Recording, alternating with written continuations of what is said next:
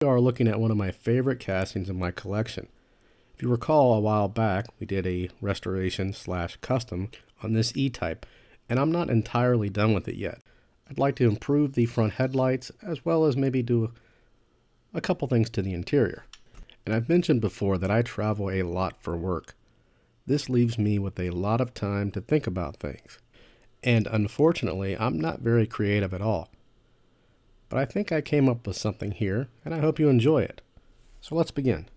Now eventually I want to do a few things to the interior of this casting, which means I have to take it apart again. It's really not a big deal, since we've already drilled and tapped. But it'd be nice if there were an easier way to display the interior without having to break out any tools. So I started searching for magnets, and I found these. These are 1/16 of an inch magnets here. And I ordered several different sizes, but these particular ones fit perfectly in the holes that we've drilled and tapped. You can see I actually have to push it in there, but it goes in all the way. Now for the base, I'm going to use some 1/8 inch models that I had ordered. Here's an idea of how strong they are. That's sticking to the axle, not the base. It's not real metal. So we're going to take one of those off, and we'll show you again. There's the 1/16 inch one on the cutting board, and look how far away we are. Boom. Pretty strong little magnets. Now here we're testing to see which side is actually the magnetic side.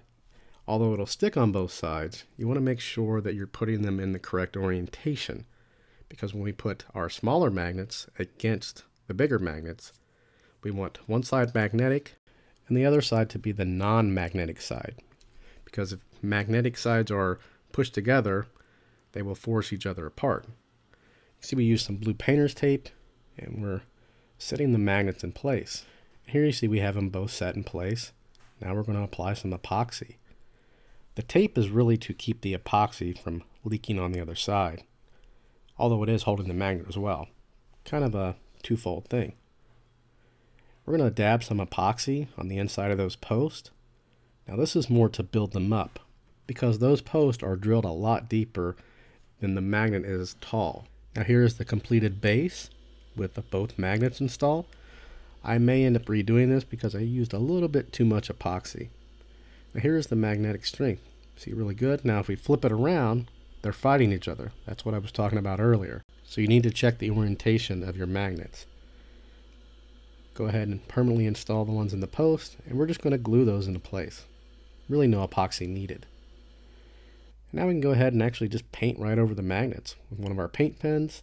Now when I end up redoing this, I'm going to sand the chassis, sand all that smooth, repaint the entire thing so you'll never even see the magnets. And now it's time for some testing.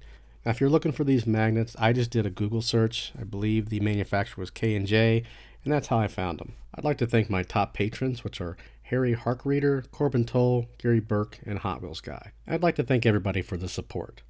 And as always, thanks for watching.